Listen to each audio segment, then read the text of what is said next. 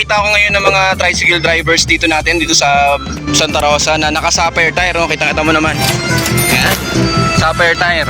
At syempre, dahil naka-sapphire tire si tatay, meron kang libreng keychain. So, dalawa ibibigay ko sa'yo. Kunin mo pa isa. Ito, yan.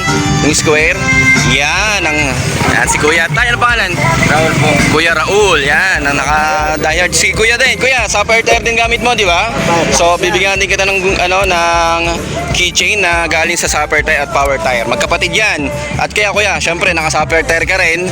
Bibigyan din kita ng sapphire tire at na keychain yan. Yan. At kasama din Sir Mateo. Iyon ang katropa. Yan, shoutout po. Yan, Kuya.